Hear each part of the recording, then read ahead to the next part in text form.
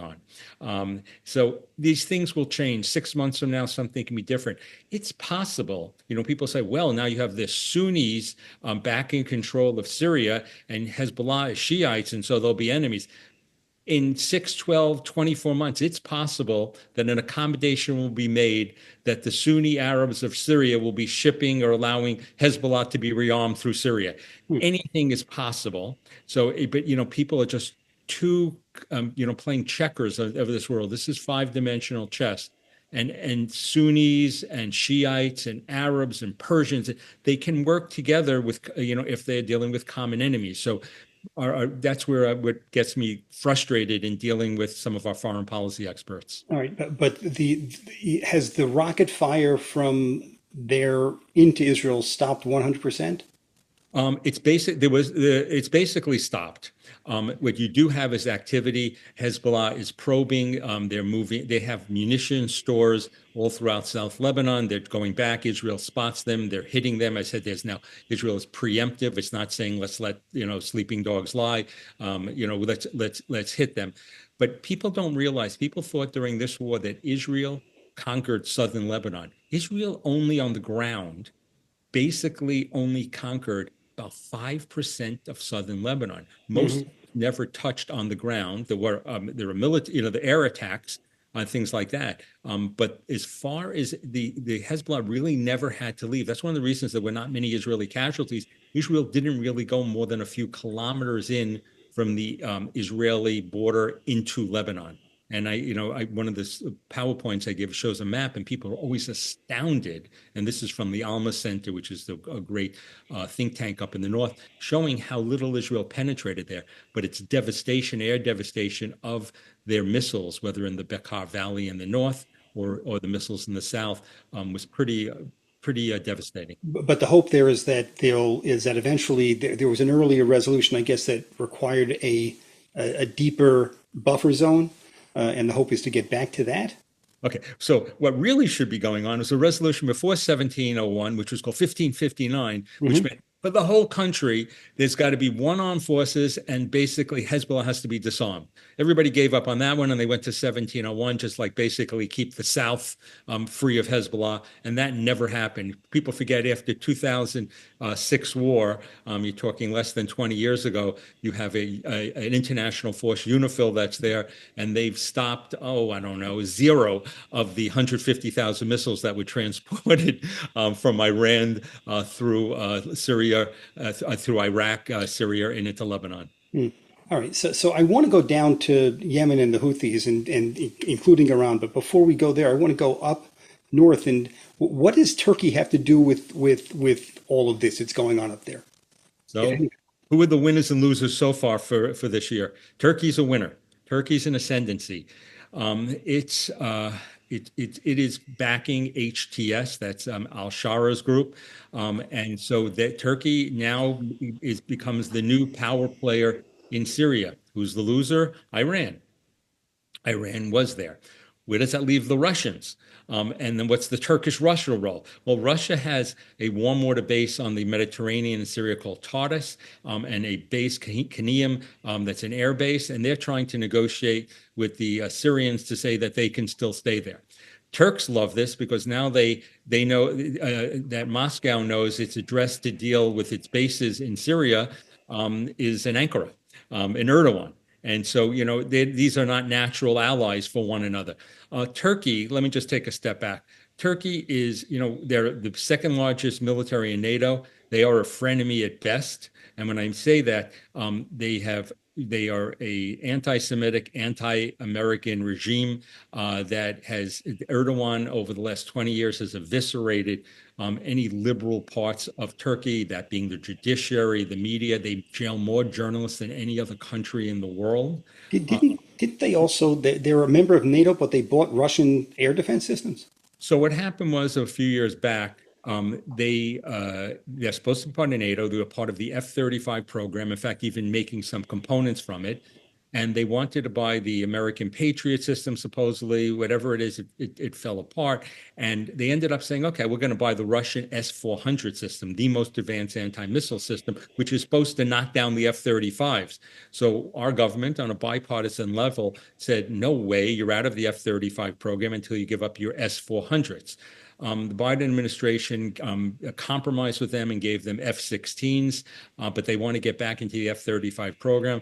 Um, it is certainly possible, but it's the worst possible thing that we can do to enable Turkey until they 100% get rid of their S-400 systems, because our tens of hundreds of billions of dollars investment, maybe trillions, into the F-35 program would be vulnerable, because the Russians with their S-400s would be able to learn about how to get rid of our stealth capabilities, and Israel's for that matter.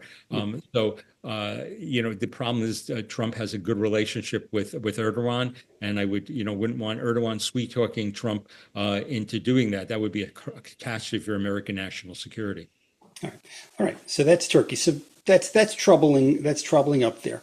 If we go down to Yemen and the Houthis, and we know they've been firing missiles, ballistic missiles into Israel, kind of at they every once in a while they lob one in. Nothing seems to have made any done any real damage.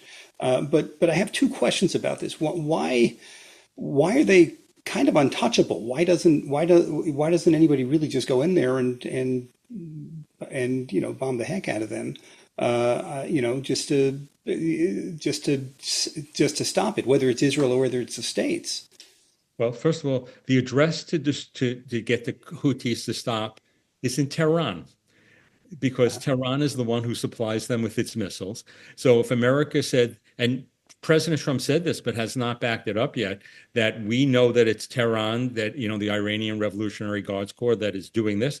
So what should happen is the next time a missile comes in, we send a missile into Karg Island, where their fossil fuels Iran's fossil fuels come out of. We send a missile into Bandar al-Abbas, which is the container port, to make them pay a price, the Iranians, on Iranian soil. That's one of the brilliant ideas of the evil of the 12 Shiites of Iran, is that they use proxies and they use plausible deniability. Well, we didn't do it. I mean, how stupid can we be? I was thrilled that President Trump made the connected the dots and say the Houthis are Iran. Now, they don't control them like the way they control Hezbollah, but they control them enough they could end the shipment of arms and missiles to the Houthis. And that's the way, if you want to stop. The idea that America has allowed, since October 7th, basically, the Red Sea, Bab el-Mandeb, to be closed is beyond profoundly embarrassing. That undermines what America does. Freedom of navigation in the world and the seas is a profound, important thing for our world economic order. And the fact that we've allowed this to go on for this long. And Mhm. again, the answer is don't shoot the Houthis, make the Iranians pay themselves. All right. And that brings us to Iran. Israel doesn't have any direct relations with them, I gather. It's everybody seems to know that everything's being run through Iran. We know they've got this nuclear program that I guess they're very good at fission, right? At making fissile material, whatever, if I'm saying using the word right. And everybody screams and yells, but nobody does anything about it. So I guess my question is now, since Israel took out the air defense systems a few months ago, and you have a new administration that may be more amenable to it, is now the time that somebody's going to do something? So you have a window of opportunity. So why is there a window of opportunity if you've destroyed their a defense array? Well, the Russians can resupply them. If there ends up being a ceasefire, for example, in Ukraine, between the Russian and Ukrainians, Russia could transfer S-300 missile defense systems, and maybe even S-400 systems, which is had promised Iran, from that theater to Iran. Why does Russia help Iran? Iran produces its drones and missiles and other things that became very effective in destroying so much of Ukraine. So there is a window of opportunity of what to do here. I'm going to take a step back. So you mentioned people just realize the parts of a nuclear program are one is to be able to enrich uranium. The Iranians know how to do this. They can make enough in a short order for many, many bombs. The second is, can they deliver a bomb? Yes, they have ballistic missiles. They have the two largest ballistic missile attacks in modern history have occurred when attacking Israel, both in April and in October, this past October and past April. What they supposedly don't have is the weaponization part, where the computer modeling, the meteorology that they can turn the nuclear material into small spheres. They haven't tested it yet. And how far away are they from that? We know they are interested because Israel stole the nuclear archives, and we know that they're not that far away to do it. And if they are backed into a corner, that is, their free hand to get out. We're now a nuclear power. By the way, they could also talk to their friends, the North Koreans, who could put on a ship 4 or 5 nuclear missiles out of maybe the 200 they have and ship them over to Iran, and Iran automatically could become a nuclear power. There is an opportunity here. Now, the president says he basically wants to negotiate. He wants to negotiate under pressure, that he's bringing back maximum sanctions. Supposedly, according to Al Monitor today, we moved B-52 bombers that could deliver bunker buster missiles, what's called the mother of all bombs, the father of all bombs that deeply penetrates is in Diego Garcia in the Indian Ocean. So there's a lot of threats. But if negotiations haven't started, Iran knows it has time. And so when will they have that breakout? And would we even know that they have that breakout? These are true believers. What worries me about the administration, and I think you saw that a little bit in an envoy Wickoff's statement about Hamas, is he thought that these people could be negotiated with. Their ideology is not fixed; it can change. Jihadist, radical Islamic jihadism, whether it's the Shiite or the Sunni variety, is not changing. The ISIS, the Al Qaedas, the Boko Harams, the 12 Shiites, they are not changing of what they are. And so to think that you can negotiate with them, and I wrote a piece about this for The Hill a couple of months ago, do these very good negotiators of real estate deals in New York think that they can have deals with jihadists the same way they did, hardballed other New York real estate negotiators? I worry that they don't realize who these people really are, and they may be fooled about it. I certainly think the Iranians have proven how much they manipulated during the Obama administration to make people believe things that were clearly not true. All right. So we have an opportunity now. I know that I read, I think it was an article you wrote about, that there's been time limitations set. You have to do something within a certain amount of time. The European Union said one thing, the US said another, I guess. And so the hope is that they get into some kind of a negotiation so that the clock can actually start running, and then a decision can be made of maybe to do something. Is the Netanyahu government in a strong enough position now to go out and do something if they need to? So Recognizing that they don't have the right ordinance, I guess, but right. The clock is ticking. What does a clock ticking mean? There really is a clock in that there are snapback sanctions that are related to the Joint Comprehensive Plan of Action, the companion that was in the UN, and you can snap them back up into October of 2025, and after that you can't.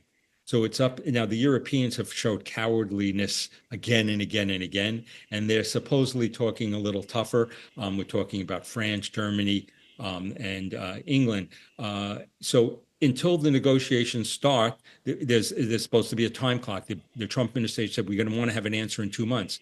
Well, nothing's happened. They don't want to negotiate yet. The Iranians are going to drag this out, and then they'll offer a couple of crumbs, and then a few more crumbs and a few more crumbs, saying maybe we're close, maybe we'll let that deadline pass.